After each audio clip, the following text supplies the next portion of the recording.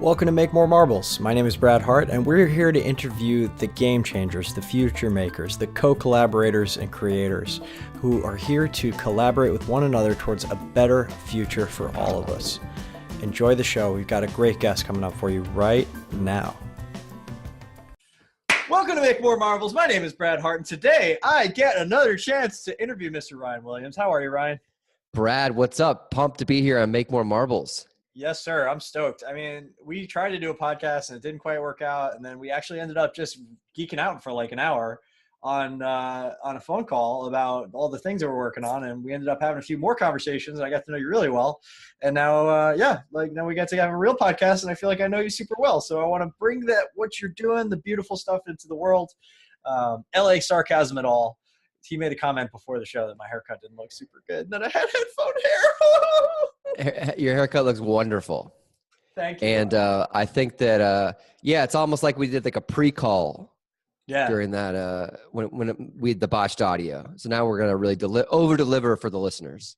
And just a little behind the scenes, like I don't always get to do the amount of research I want to do on people beforehand. Sometimes I do, when I have every minute that I possibly can, I do, absolutely. But like, for example, when I first started doing this podcast, I thought the CEO of Virgin Galactic was actually like a mid-level VP until about 5 minutes before I got on in the interview. And then I'm like, oh my God, I'm about to interview the CEO of Virgin Galactic. Hey, who has questions about the future? Facebook goes crazy. It was like a lot of fun.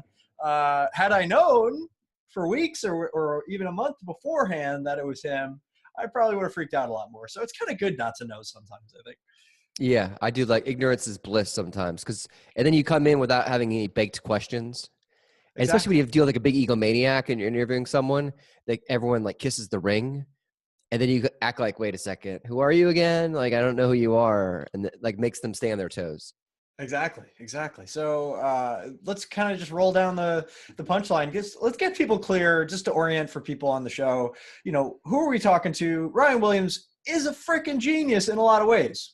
I'm just going to say that unequivocally. It's an opinion, but it's really true. We have one thing in common. We agree that I am a genius. You're basically a genius and God's gift to humanity. I'm happy to agree with you on that. And you're all very fortunate to be listening to him right now. But I'd like to really ground that in story, and I'd like to ground that in a way that people really get it, because ultimately, you know, people look up to you for successes, but they'll really resonate with your failures, because most people can't relate to success. Most people can relate to failure. I think everybody can relate to failure. So yeah, totally. Yeah, failure is definitely something that you have to tackle and, you know, embrace with your weaknesses, becoming strengths in the long run. But oftentimes that takes a long time to settle. And, my background is in marketing, business development, and collaboration with influencers. Was an early employee at a company called Machinima.com, which is based in Los Angeles and West Hollywood, and just recently sold to Warner Brothers for $100 million last year. I was the first marketing person they hired, and we helped launch to market Minecraft, which is a small game at the time, and we developed a marketing strategy for it with influencer collaborations with big YouTubers that were in our network, and it blew my mind when it was acquired for $2.5 billion a couple years later. Considering we had the game's creator, Notch, exactly, like in our office when he was pre-egomaniac phase. We were joking before that Notch, for those of you who don't know, is a creator of Minecraft, which Microsoft now owns. And he bid on a house versus Jay-Z and Beyonce that has a giant gumball machine in the lobby of the house, for like $27 million. Then he tweets out, again, he majorly owned this company for Minecraft and the video game that most of us have played. And he tweeted out that he can't date women because they can't deal with his fame. So he is so unhappy now that he's blaming women for his problems of dating. It's not on him, of course, being out of touch with reality. But when we worked with him, he was just a small guy in town from Sweden. And it just blew my mind that we could help launch this game. And so, I've been a stand-up comedian in a former life, worked in film and entertainment. And now I'm an author, wrote the Influencer Economy book. And, my bio, I'm not going to list everything now, but that's the story. Yeah. And Ryan's just been involved in so many incredible launches and incredible brands and bringing things that were great ideas and making them really palatable. And I love talking with him because he really pokes holes in a lot of the assumptions that you make as a creator, as an influencer, as an idea. That's the economy we live in now, right? You got to be able to come to something with a sense of sobriety and really understand, like, okay, cool. Yes, this might be a good idea, but let's really stress test it. Let's get out in the world and stress test it some more, because if you can nail it, if you can get it right, then it'll scale to billions. But Yeah, if you, sobriety is the key word. Yeah. yeah, Because a lot of us, like, I grew up in Des Moines, Iowa, and I always say, like, never build in a silo, never build by yourself, never build in a cornfield where no one's around. Like, you can't just, like, there's two things to think about. You have to share or collaborate to get your ideas seen. And I don't want you sharing. Sharing is like Facebook, where you're frictionally just like spamming people, getting content they necessarily don't want. But collaborating is different. Collaboration is when you opt in and someone actually buys what you're selling, or they want to collaborate or barter or work together. And you're not just going like willy-nilly. People always ask, like, oh, do I want to go and just tell everyone and pitch my idea? No, you don't. But you want to collaborate with people, but you want to make sure they opt in and they want to help you and they want to buy in. So ultimately, I think about the internet like three different zeitgeists. You have 10%, 1%, and 89%. And those are the subgroups of people you're going to work with. And the 10% of your community is your networkers. Those are the people that are in your network. They're weak ties, they're strong ties. They're people that you can stress test with, early adopters. I call them like the bar regulars at happy hour on a Saturday night. So they're the people that, adopted Twitter early on when they were techies in San Francisco and the Bay Area and New York City. And these networkers really helped Twitter, using that as an example, grow, but it had a ceiling. And Twitter didn't really start taking off until they got celebrity influencers involved, like Ashton Kutcher and Larry King and Lady Gaga. And that's like the next segment. So after you get your 10%, the networkers, you get the 1% influencers. And this author named Scott Belsky wrote a great book, Making Ideas Happen, which I highly recommend you read after checking out the influencer economy. It's a book about saying that he says there's no idea meritocracy, and the best ideas don't win. And I'm a firm believer, if you like to use your terminology, stress testing, that if you get those networkers, those 10% of the market in early, get feedback, they're the bar regulars, they come for happy hour, then you pitch the influencers, and ultimately you want to get buy-in from them, then 89% of the market will come. It really will. And once you get to the right influencer partnerships along the way. And all you need is one, right? All you need is one big name to sign off on something and say, yeah, I believe this. I want this to win in the world. And that brings you above the line of super credibility, which Peter Diamandis talks about. When he launched the X Prize, which is a $10 million prize for the first, the original one, there's multiple now, was can you make a spaceship that will take off and land to space, to the Earth twice in 2 weeks? And that was the challenge. And whoever won that got $10 million. He only had about $500,000 raised when he launched the challenge. Right. And that allowed him to go and say, okay, now I'm committed, and go get the buy-in from the people like, the chief of staff at NASA and this one and that one and the other one, to come on stage, John Glenn and all of them, and say, hey, we're behind this mission. We want this to happen. We need it to happen, because it basically launched privatized spaceflight, which now we know is a thing, and Elon Musk took it to the next level.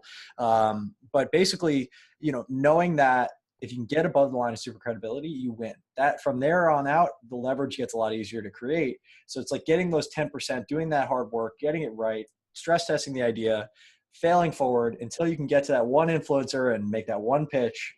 And that's where everything goes. And then overwhelming that problem with solutions, right? You don't need just any influencer. Yeah. I'm sorry, just, it doesn't have to be Oprah. It doesn't have to be Tony Robbins. No. Any one of them will do. I would actually recommend not leveraging them. I think, I mentioned the 1%ers to make it easier for people to understand, but really, I want you to ignore the mega celebrity 1%ers. Like, I call them the zombie tweeters. They're the people that just tweet your product out and they don't care. There's no passion. They're not collaborating with you. And ultimately, like, you don't want the Walking Dead tweeting about your product. You want to find lower level influencers like the Tony Robbins for your industry or the Oprah for your business. People always, that I work with that want to book themselves on podcasts say, oh, I want to get on, Tim Ferriss's show. And it's like, no, don't worry about that. Like, find the Tim Ferriss of your industry. Find out who interviews Tim Ferriss on their podcast. And there's a lot more alternatives to just going after the mega celebrity in your business right away, because ultimately you don't want to get no's. You don't want to get rejection hurts. I cry when I get rejected. I'd rather get maybes, and I ideally want yeses, and even getting ignored is okay. But yeah, you don't want to pitch people that are, mega celebrities, because first of all, who cares? Like, it's not going to change my mind, Brad, if you have on your website that Tony Robbins endorsed you. I mean, because Tony Robbins endorses a lot of people, right? But if you have like 3 people I've heard of that are very well respected, like Cameron Harold, I saw you had him on your show, and DHH, like people like that matters more to someone like me, because I'm your real ideal collaborator. Absolutely. And you can do a lot more with the rising stars than the people who are already on top. right? Because the people on top, they're constantly in defense mode. They're constantly blocking and tackling, trying to keep people away from them. The rising stars, they still want to collaborate. They still want to win with you. Yeah. They say the mega celebs are like, yeah, no, I can't do it. To your point about blocking and tackling. But what I found out was very interesting.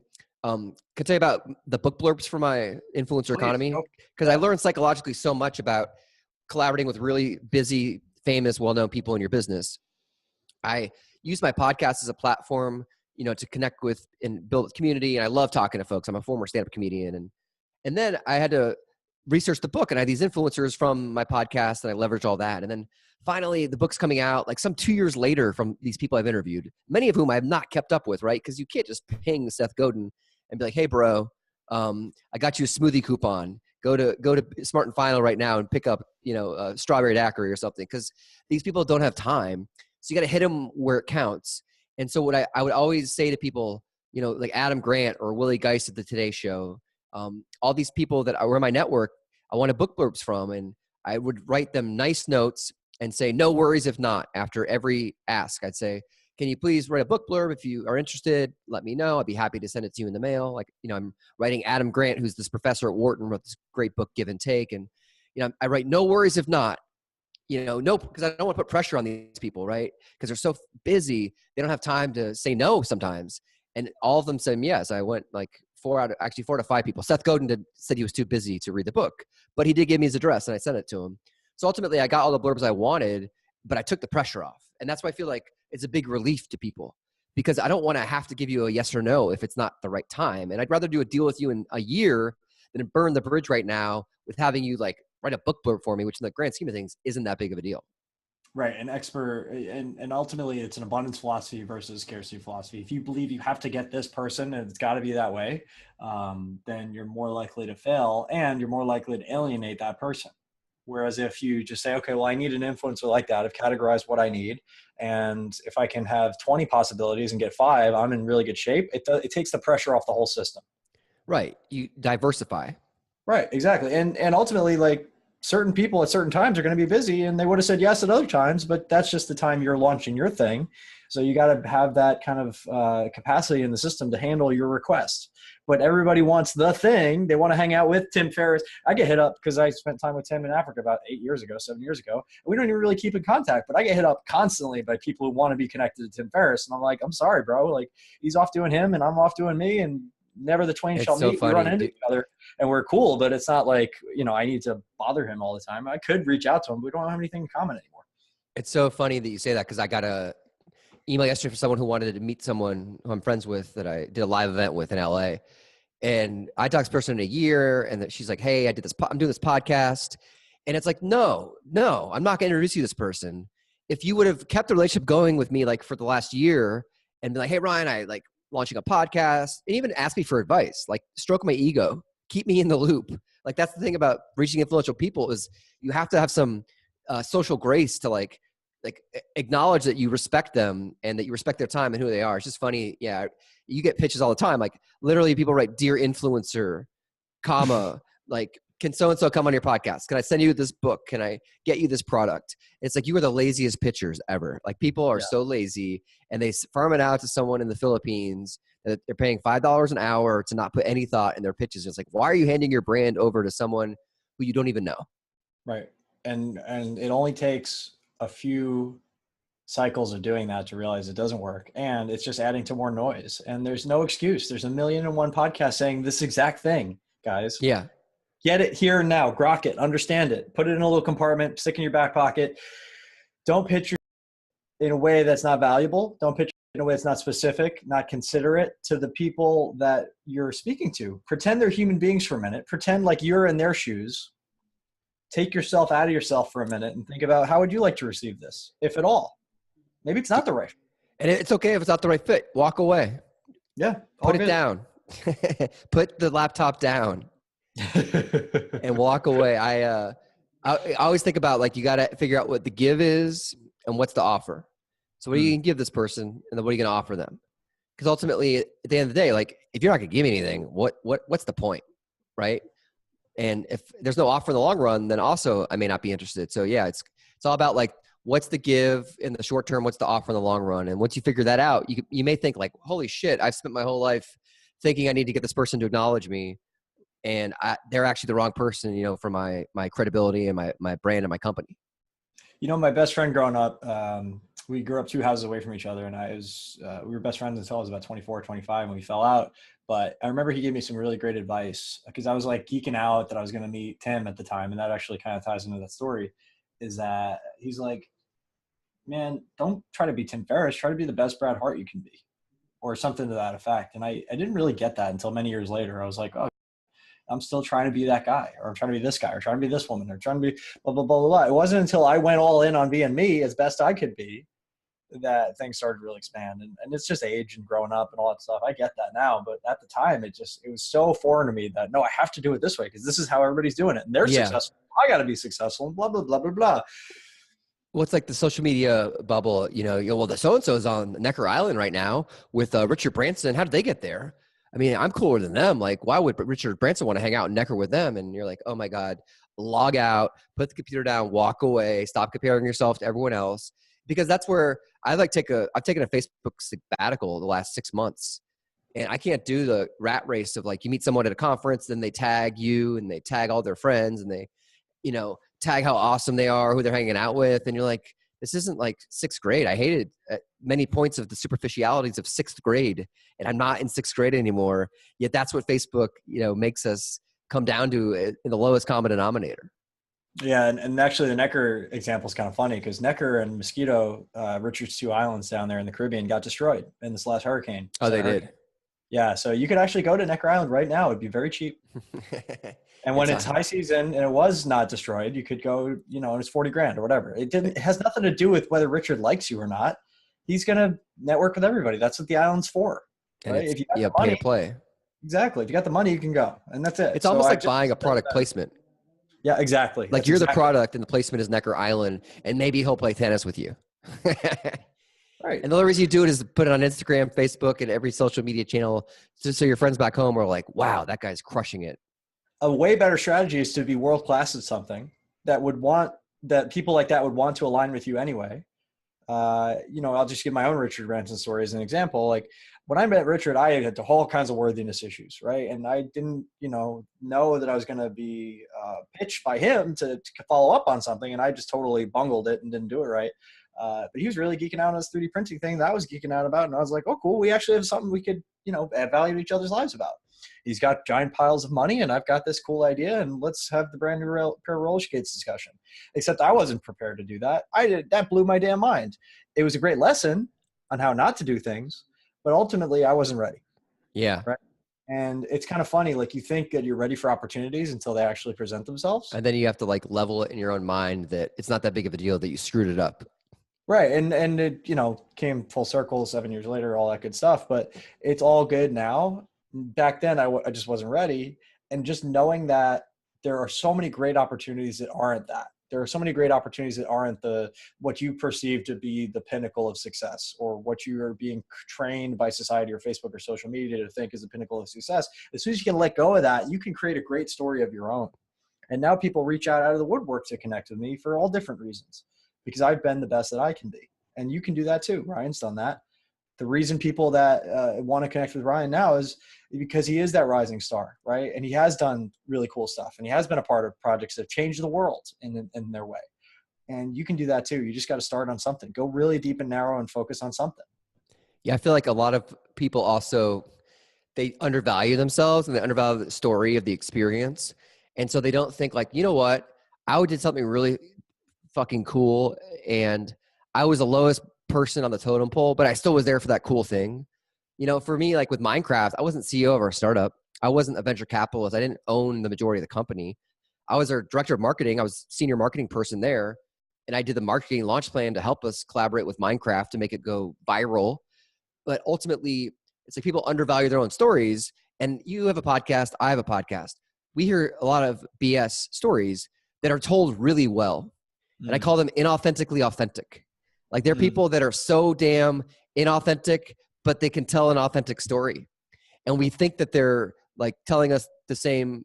I mean, like we think that we're impressed, but they tell the same story every time. It's like going on a talk show.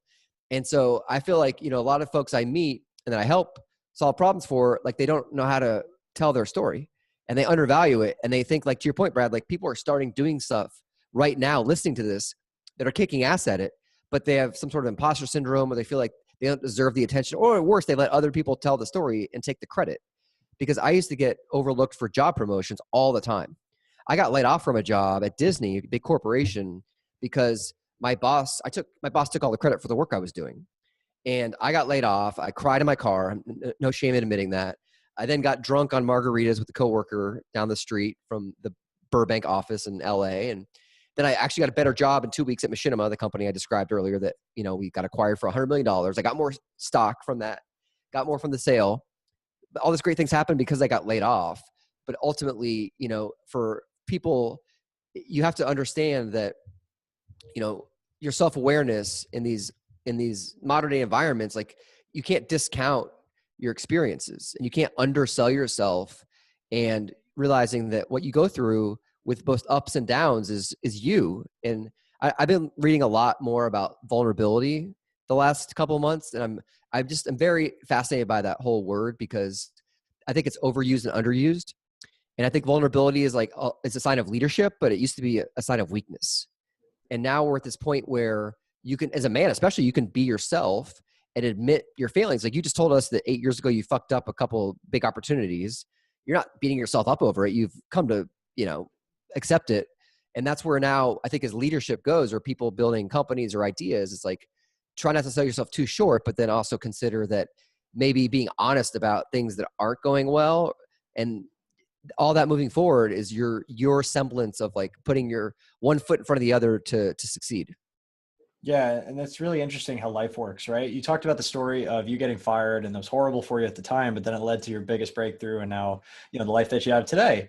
And you can't see the whole story, right? You can't zoom out on your whole timeline of the way we experience reality and be like, oh yeah, that's totally going to make sense in a few weeks or years or months or whatever, but you're really like the author and the reader of your book at the same time. Right? The life story of you is happening now, and you can't see the ending, and nor would you want to. If you knew how your Right. life was going to end, why the hell would you want to read Yeah, I that don't book? want to know about that.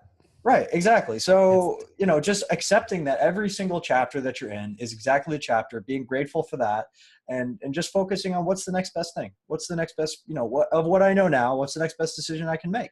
What's the best, highest, and best service I can be to humanity right now, myself and others? And when you think like that, life shows up to support you in ways which you never, ever could have anticipated. No matter how smart you are, no matter how much you strategize, no matter how much you think, I got to figure it out, or I'm going to do this and get here and do that, it's more magical if you allow it to be magical and just Oh, keep moving. totally. Best thing. So it's really cool. And sometimes it takes years to figure it out. Like, it's not like because if you fail at something, you're like, this is terrible. Because the job at Machinima actually kind of sucked too. Like, it was terrible. I got a raise and better stock, but I still hated my boss. I hope he's not listening. I doubt he will, because he doesn't really understand technology, even though he was at a gaming company. And but and that's where, like, I struggled with depression in my early 20s doing stand-up comedy, and in Washington D.C. And I had beer cans all over my desk with comedy note cards, and dishes stacked up for weeks, and my kitchen and linens on the floor. I never made my bed, and I struggled to breathe and get out of the house. And comedy helped me, in a way, self-actualize and get real feedback. I call it my jumping out of an airplane moment, where I really came to my senses and was like, holy shit, I'm much better at marketing and behind the scenes, and I can pack comedy clubs with 100 people where Comedy Central hosts will perform and headline, and I won't pay them anything. And then they're texting me, why can't they get anyone to come to their neighborhood shows because they can't market? So it allowed me to pivot my career. And it was hard for me to explain my career in comedy during job interviews. Because, like, what the fuck, dude? You went to college, Ryan. Why are you doing comedy and making no money? Like, oh, you must come from a rich family. Or, oh, you must be lazy. Oh, you must be a slacker. And so it took me probably like 10 years to think, like, okay, actually, this comedy stuff helps me be a presenter, helps me be a public speaker, helps me do better sales pitches. I can actually make people laugh more intentionally when I tell people I'm a comedian, because they have permission to laugh whenever I'm in a meeting. And it took me forever. So that's another thought, based on what you're saying, is like, these things happen and there's a reason that you don't know the outcome for, but also understanding that they take a long time to sometimes work themselves through. I was a bartender and an Yeah. EMT. being in emergency medicine and seeing people almost die a lot and trying to prevent that provided so much more clarity on the nonsense that I deal with on a day-to-day basis. Yeah. It's not like What about bartending? bartending, I think, gave me the ability to connect with anybody, anytime, Yeah. no matter if they're hammered or not, no matter where they were from. Because I worked in an Irish bar in Times Square. Talk about meeting everybody in Wow. a very short window. And everybody needs a pint, and everybody needs to be happy, and everybody needs a shot, and everybody needs this now, and it's got to happen immediately. And you got to keep all these people happy. How do you do that in a very clear and concise way? So now when I podcast, it's actually really easy for me to come up with great conversational threads to pull on. I totally could see that. And you're dealing with someone who's not angry at you because they're drunk after 6 pints and pissed that there's a line. I mean, that's the funny thing is my comedy.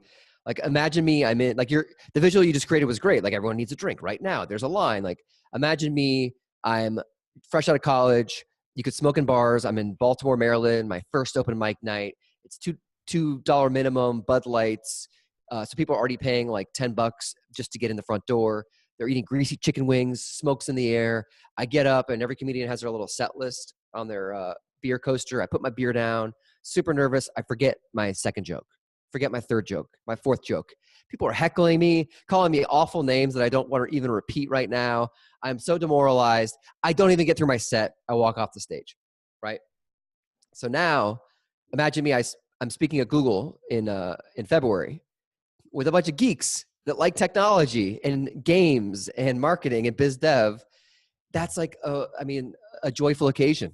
I don't have any chicken wings, smoke in the air, or watered down beers. And people used to sit like this and like, make me laugh, and they'd be so mad if you didn't make them laugh and just so rude. So to your point about like, yeah, you're hosting a podcast. No one's asking for a pint. No one's drunk. No one's in line. Like, life is a lot easier now, like paying your dues that way. But you had to, right? If I didn't have this, I wouldn't have this, right? And when you can be grateful for your painful experiences, in the moment it sucked. We made good money. I'm not going to hate on it, but good money, what is that, right? That's relative too. At the time, it was awesome. It allowed me to live in Manhattan and pay my bills, and I had money left over at the end of the day, and I'd stumble out of bars at 9 a.m. drunk and go on with my day, and people, wouldn't know any wiser. Actually, they did. I was covered in grenadine and wearing a tuxedo at 9 a.m. What was the bar? It's called O'Lunny's on 45th Street between 6th and my old comedy bar was Nanny O'Brien's. It was an Irish pub in DC. Oh yeah. Irish people, man, they're fun. And Yeah. I was the outsider, and I'm Irish, but I was American. So I wasn't good enough for their There's a Irish big difference. I totally get it. level. Northern Ireland and Southern Ireland. Oh, it's huge. Yeah. And like, I got so good, I could recognize where people were from, like what county and what their accent County was. Cork, Derry. Really, yeah. So that was a really interesting experience for me, but it taught me a few things. Is like, you can belong and not belong. There's people you want to belong with and you don't want to belong with. There's rabbit holes you want to go down and you don't want to go down. I mean, some of those guys, unfortunately, are still tending that same bar. And now I have a life that I chose to create through a lot of ups and downs, finance, real estate, starting companies, failing a lot, losing, making a lot of money, finding myself, just completely just tearing it down every time and just being like, nope, gotta grow, and just stepping up consistently and wanting to die a lot and wanting to stop a lot and wanting to quit a lot. If I knew how fucking hard it was to start a business or a hedge fund or any of that shit before I started and how many fucking cycles of loneliness and terror and fear I'd have to go through, I would have never started. Yeah, I agree. Life is a book that you get to read and write at the same time. You don't know what all the chapters are going to hold.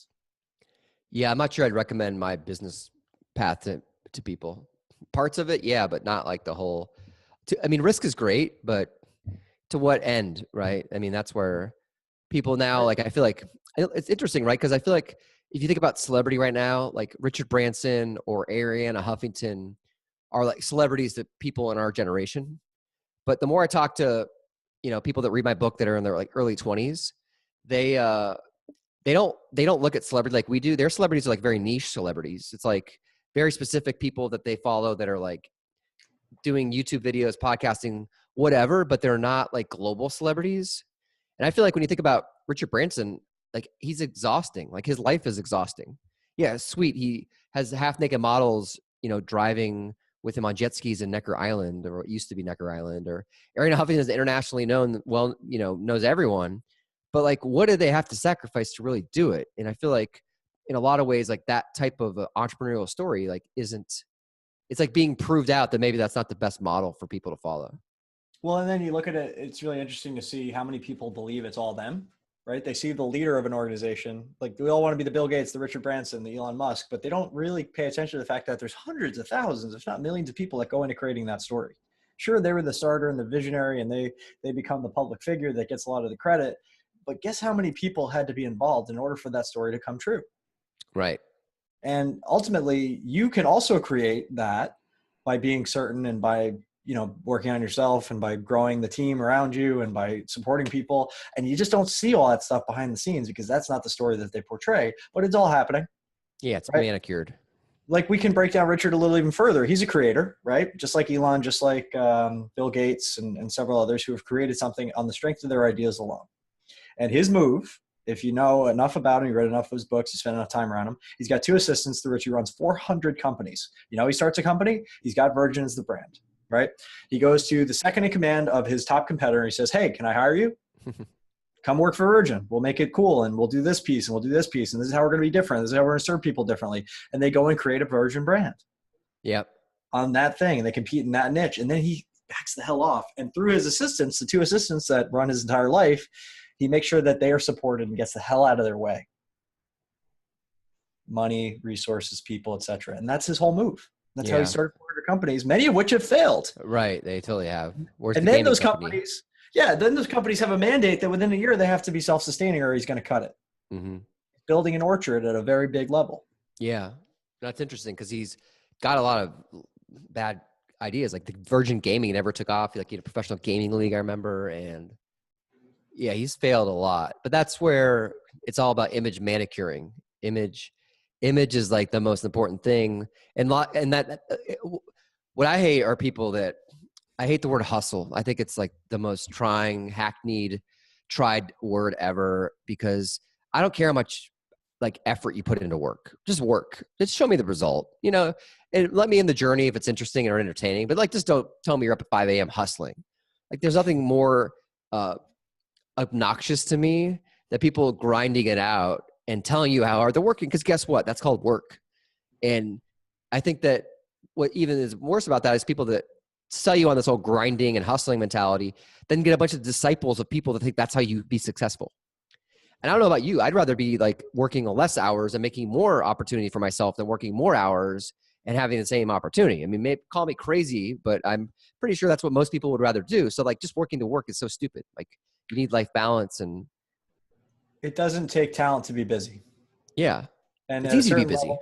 And at first it's like, you got to do stuff like, because nobody cares a shit who you are, what you've done. Like you just got to do something, anything, and do that hard, and you'll get good at it. And ideally, you'll make enough money to pull yourself up out of your, oh my God, I have more month at the end of my money funk, and actually do something that matters. So you got to get there, right? That's got to happen. That's a phase. That's a gear, but it's first gear, right? It's just get the car moving, right? But then to shift up, it's actually about what you're not doing. It's about how you focus on what you are the best at. Yeah. What is the best and highest use of your time? And based on those skill sets of doing a lot of stuff that didn't work out, knowing that these are the things I love, these are the things I'm great at, these are the things I could be world-class at if I really go all in, and here's my not to-do list. That's been huge for me. I run 3 companies now. I can't be everywhere at once. Something's going wrong all the time. I can't be emotionally affected by that all the time, right? And I need systems and processes and people in place and incentivized in such a way that the things that I do to add value to people, the systems that are available to serve people can run without me, because now I have reached the bottleneck. It's not about what I can do. I can do a lot. It's what I don't do. It's my not to do list. And that's the next level of evolution. So you need that mentorship and support that's at that level or above in order to get there and keep going. So when people say hustle, I look at it as like, oh, you're in first gear. Okay, cool. Yeah. When you're ready to go to second or third gear, let me know. And you're selling first gear. It's like a starter kit. And people need first gear. Yeah. First gear versus sitting on your ass and playing video games, and not there's anything wrong with video games, but doing nothing of productive value to society is going to keep you there forever. Right. But here's the funny part is it starts to compound too. Just like you don't have to floor it to go 10 miles faster in fifth gear when you're going 70 miles an hour to go to 80 miles an hour. It's a very small little touch. You start to experience that in your life as well. As you level up, as you shift gears, it takes less effort to go further faster. I agree. Yeah, that's a good way to think about it. First gear. You're just starting to rev up your engine. I like it. We should talk about it on a podcast sometime. Yeah, I think so. That's a good idea because I I wrote this article about how I was like, for the love of God, stop telling me how much you hustle. Because I used to go to South by Southwest all the time, and it was like, oh, we're grinding, we're building a product, we're launching next month, we're working 20, or 12, 14-hour days, and I'm in the office, I'm sleeping there, and you're like, I'm so not impressed. I know people like that. They want that aura, or like rise and grind hashtag. And I think it's going down a little bit. Like I think that whole era is hopefully winding down, but I mean, everyone wants to work smarter. It's like not harder. I mean, I don't know who wants to work harder. I don't know anyone that really like, oh, I need to work hard unless you're lonely. Cause I think sometimes if you work hard, like if it's Saturday night and I'm like, my wife's asleep, I'm by myself, I'm going to outwork people. Cause but for me, that's more like clarity. It's like, okay, I can organize my thoughts. There's no pressure. There's no deadlines or distractions. But I think some people actually are lonely and they just want to work a lot because they don't really have a lot of interpersonal relationships or enough to do. So that's all they know how to do. And then it really reinforces them to be more socially challenged. Yeah, and then they attribute all their success to hustle, and we get a new generation of hustlers. Right. They get to the top and they say, "No, you have to beat yourself to death for 10 years, and then you can be successful." It's like, no, if you're as happy and connected and beautiful as possible, and living your truest and best version of yourself right now, and then working from that place, you're going to be way more effective and get way more done than if you ever were to hustle and kill your health and your balance. Like, oh yeah, I don't do anything for the first 3 hours of the day. I routinely guard that time like a freaking pit bull because I know I need to be in the best state I possibly can be consistently every day. And that is not always the same. I don't always wake up feeling great. And if I'm going to do a whole day of podcasting, you better damn well believe that I got to have my coffee and I got to go for a run and I got to, make sure that I'm hydrated. I got to make sure that all the emotional stuff is handled so that I can show up in best and highest service because I know that I won't be able to get through 7 podcasts otherwise. If I eat crappy food during the day, forget about it. I don't even eat on podcast day and I'm on fire. So where does energy come from, gang? Is it food? No, something else. Ritalin. The answer is on the next show. It's fine. Adderall. I go on the influencer podcast. No, I don't do Adderall. I don't do drugs, but I do very clearly pay attention to the things that for me, and I'm not saying they're right for everybody, like fasting and hydration and caffeination and just the very specific little things that actually work for me and I can do consistently and sustain. Oh my God, it's a game changer. Yeah, I found that yoga is a big thing for me now. I do lunchtime yoga. I'm like, and I just tricked myself into thinking whether this is true or not, that I will be more successful the more yoga I do. Again, there's no science behind this. There's no data. There's no analytics. But I've convinced myself that I will be more successful if I do more yoga because I'll feel better. So at the very least, I will be healthier. But there's no necessary correlation between yoga and my bank account. Ryan, I want to hear about your podcast journey. Because I know you have a really successful podcast. I know you're a successful influencer. I know you understand how to grok the science of that. It's not by accident. You can replicate that success if you so choose. What are some of the things you've learned through this journey of podcasting, and what would you do differently going back to the beginning? Yeah, the podcast journey for me, like really was like 6 years ago. I wanted to start one, but I had jobs, bills to pay, stresses. I started to have a full-time job and launch a podcast. Like it's really hard to side hustle a podcast. Like you really have to dedicate like day hours to it, like during the week. And so I finally left the company where it was after Machinima. It's called state.com. We raised $14 million. The startup was an opinion network that had, it was like semantic Twitter. We had Deepak Chopra on the board. We had some great investors, 14 million in the bank. And then unfortunately, like some startups go boom or bust. This one went boom and then bust. So ultimately I left there. I was really burned out. It's like my wife and I, she was giving birth to our first kid. And I was like, well, I got to do this podcast now or never. It's like over 3 years ago. Then I wanted to write the Influencer Economy book. So I was like, all right, big vision, writing a book. Got the domain. I don't know how to write a book. I'm not a professional author or even a writer. I'm a blogger at best. I was like, I'll use the podcast as research for the book, and the podcast will help me. So it's like the symbiotic relationship between the big vision of the book and the platform of the podcast. And then along the way, it started getting all these YouTube influencers, these gamers, these vloggers, all these very famous people that are now like in Silicon Valley, the TV show, or Pitch Perfect, the movie. And, they're these rock star gamers that go internationally around the world, and they're well known and signing autographs for hundreds of people at a time. And all these folks were just people I had in my network. And I was like, holy shit, like I can access a lot of smart people. And then suddenly, like, I was getting introduced to all these really good business authors and writers and people like Adam Grant, Give and Take. And I was like, holy shit, I can reach really anyone I want to if I craft the proper email, or if I put it in the universe that someone can make it, the connection. And I just started being like, holy shit, like this is changing my whole business and my book and everything around it. And so the biggest learning I have is you have to create opportunities for yourself. And this is personally and professionally, that you put a little risk out there. Maybe it's 10% of your time, 20% of your time. There's a guy I'm friends with, Patrick McGinnis. He wrote a book called The 10% Entrepreneur. And he talks about how everyone needs to spend 10% of their life pursuing something with meaning on the side. And I'm a firm believer in that 10 to 20% model, even if it's like a hobby. Instead of watching football or gaming on the weekends, you do something. And for me, that was the book, and the podcast helped facilitate that. So I feel like that's what makes my business and my life more interesting now. And if I wouldn't have done that, then I wouldn't be where I am. And there's been highs and lows, and a lot of, I've been knocked out, I've gotten up again, and that won't change. But I still think I live a much more interesting business life than, most of my friends.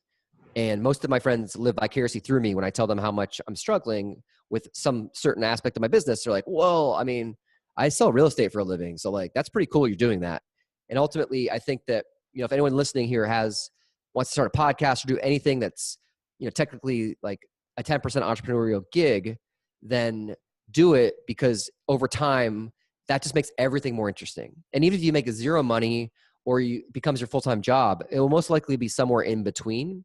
You'll find more meaning and you'll like your day job more. You may like your spouse more because you get to like be creative on the weekend writing a book, because, oh my God, my wife lets me do stuff. And it's just stuff like that that keeps us going, that I didn't realize now everyone needs. I just did it because I thought it was cool, but I never had the intention of that happening.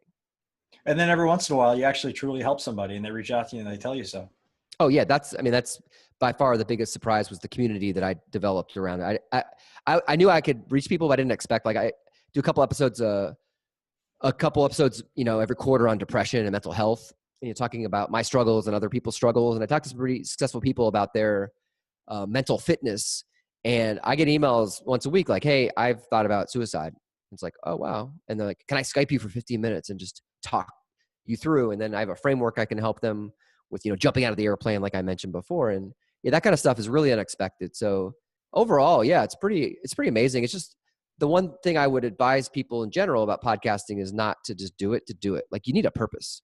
Like, I had the book, and that was the purpose. Because if you start losing interest, then you'll be sloppy, the quality will go down, and you'll just not want to do it anymore. So I feel like if you find that bigger purpose, the meaning and the vision behind it, then you'll love it, and just don't expect to make, game-changing money out of it.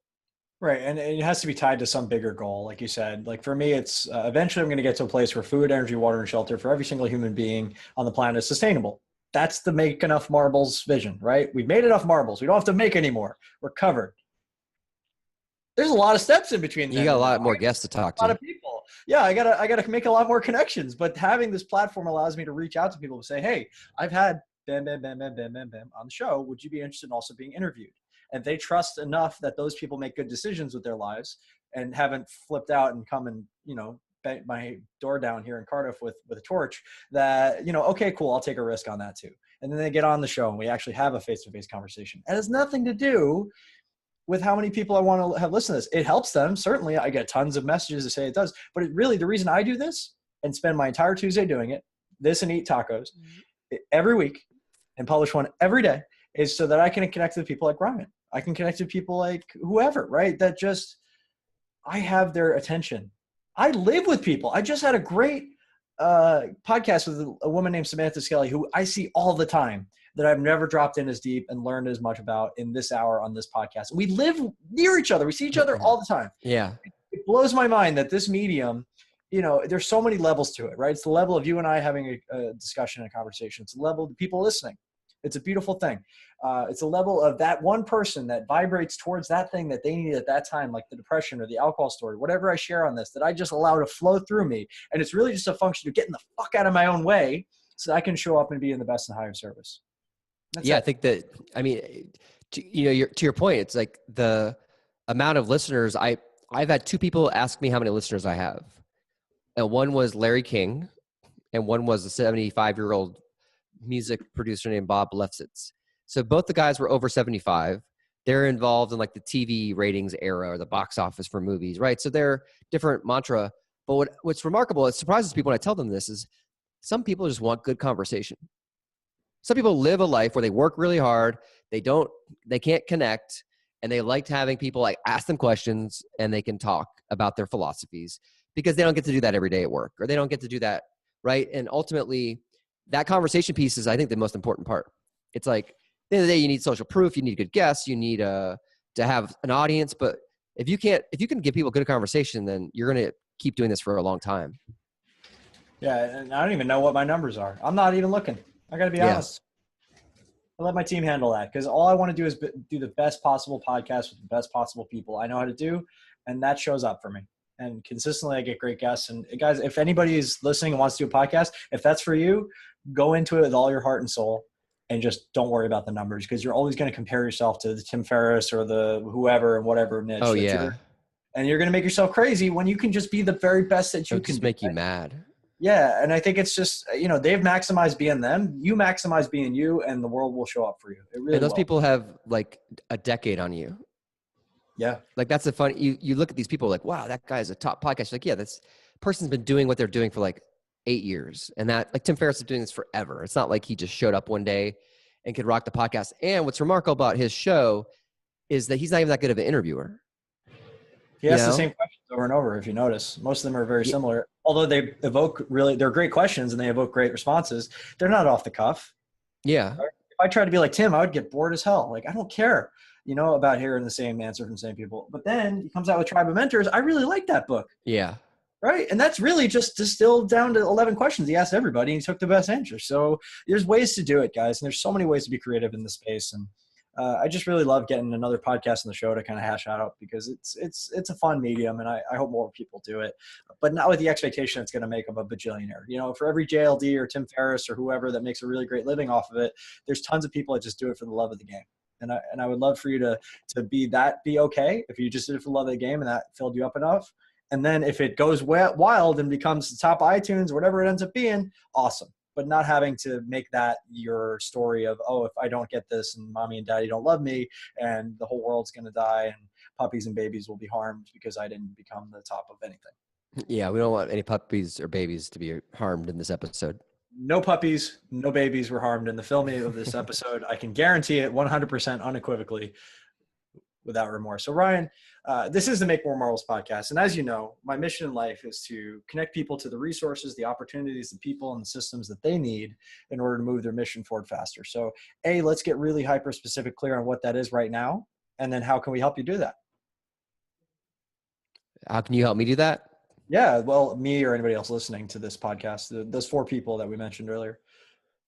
Well, to your cousin and your uncle and your aunt that's listening. No, they don't listen. They're sick of hearing me talk. I have no idea. Can you lead me a little bit better with that question so I understand? Sure. No, absolutely. Thank you for asking. So I would really love to hook you up with like a person that helps you get to the next level, or hey, I really need this right now. What do you recommend? And either myself or somebody who's listening will most likely have that answer and maybe be able to reach out to you and provide it. Oh. Right now I'm looking to do more webinars. Got it. I like webinars. I'm really good at storytelling. I like to do public speaking. I'm speaking at the Santa Monica Public Library in February. I'm speaking at Google in LA in February. Speaking in Santa Barbara in February. So I love getting the word out through webinars, online, or speaking in person. And then with regard to webinars, is it doing more in the sense of like you want more opportunities to see other people's audiences, or you want to get a webinar that works really well for your business? I already have a webinar. I'm looking to get my webinar to other people's audiences. Got it. So promotional partners. Promotional partnerships, joint venture. And you do webinars on collaborating with influencers, pitching, storytelling, how to tell authentic stories. So it's really about finding your story, pitching, and then growing your influence. I love it. So if anybody listening has an influencer or a audience that they have access to, either yours or somebody that you knows, that would be a really great fit to hear about how to use influence and the influencer economy to grow your business or do your thing, you should really reach out to Ryan. What's the best way to do that, Ryan? Go to influencereconomy.com and I will make a custom link for this for people if they want to go to influencereconomy.com/marbles. And what I can do is I have a handbook I can give people about how to tell authentic stories with their badass story, their pay my bills story, or their ultimate story, which is their tearjerker, to really get people emotionally connected to you. And then I'll have my contact info on that page just for the people listening. I appreciate that. Thank you, Ryan. So that's going to be influencereconomy.com/marbles. Plus marbles. And then you'll grab those stories. Actually, okay. I want to read them. Yeah, I'll send it to you. Yeah, I just did a final pass at them, and it's like all about like stories for the right room, the right audience, really anytime when you're talking to people. Because a lot of us, like I was saying, like undervalue our stories. And as you know, we talk to people that are full of BS that tell really good stories. And I hate those people. I want to help people that are real and authentic and have good stories to understand how to tell them better. Yeah. I think that's the end of the day. Like, I struggle with this. I still get it wrong because I'm all over the place. I'm just a bundle of energy. I know I got great stuff and experiences and relating and all that good stuff, that if I just put it in a better framework and structure, it would impact more and land more. So that's why I'm interested. So yeah, that's what this is all about. Levels up. We're going to up your levels. We like levels. Make more levels. Leverage luscious levels. Anyway, leverage your marbles and levels. We just went really meta on this show, and it's awesome. But I want to wrap it up on a high note. Ryan, what is something that you wish everybody in the world knew? And if you had a microphone in everybody's ear in the world, what would you tell them? Wow, that's a really Tim Ferriss-y question. I would. He's not listening. He's not listening. Okay, if I could help people learn one thing, I would tell them to consider that when you start something and you're pitching, you're giving a talk, you're doing stand-up comedy, you're out in public, right? And you're telling your story, you're presenting it. Always finish it when you're presenting to people. And I say this because when I did stand-up comedy, I did that first gig in Baltimore, that dive bar, people smoking and drinking watered down beer and chicken wings and eating them and stuffing their face and not laughing at me. I quit in the middle of my set because I forgot joke 2, 3, and 4, right? Even though I had like the note card there to remind me on my beer napkin. And so I talked to this comedian, Mitch Hedberg, who sadly has passed away, one of the best storytellers, so funny. I love Mitch. Just incredible. I used to love him, and I still do. What's that? I used to love Mitch Hedberg, and I still do. Oh, I can just go down the wormhole on YouTube and go deep. He used to do drugs, but he still does. Yeah. He's like, why is it when a elevator's broken, instead of saying out of order, it should just say stairs? So very much like Stephen Wright. And he told me before he passed away, sadly, that you always got to finish your set. He's like, it's not about the audience, it's about you. And so I feel like that's a good mentality for life. Like anytime you're in a business environment, you're pitching someone, you're doing a webinar, you're doing a talk, you're doing whatever, and you're like, oh my God, this is going terribly. Like you're on a podcast and you're interviewing someone and it's just the guy's being a jerk or the gal's being awful. You just got to get through it and power through your set. And I think, metaphorically, just applying that mentality of like, get through your set, like your 6 jokes, and if you're bombing, just remember, it's not about the audience always. It's about you and making sure you get your reps and your muscle memory and your behavior to perform well. I like that. And you never know if you could turn it around if you don't keep going. And sometimes those are the best moments when like you just pull things out of thin air. And I didn't pull that, dive bar in Baltimore out of, I didn't pull anything out of that. But when I was at the Improv and people laughed because it was a much easier room because people will actually want to laugh there. Then I was like, oh yeah, I performed at that dive bar. I got through it. I like it. Ryan, thank you for being here. It's been an absolute pleasure just getting to know you and connecting on all the things we're talking about and just having you on the show. And I'm glad that it happened the way that it happened so that we could have this conversation now. Yeah, totally worked out great. Thanks for having me on. Absolutely. And for everybody listening at home, check out influencereconomy.com/marbles to get in touch with Ryan and grab those bonuses. And thank you so much on behalf of everybody in the Make More Marbles community for being here. Appreciate it. Thank you, sir.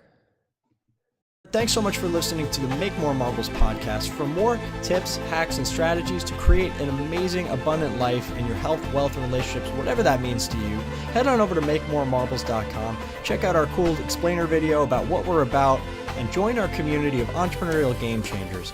We want to help you level up your life in every possible way. And don't forget to subscribe to us on iTunes, Stitcher, or Google Play, wherever you listen to your podcasts, and please do leave a review. Thank you so much, and we'll see you on the next podcast.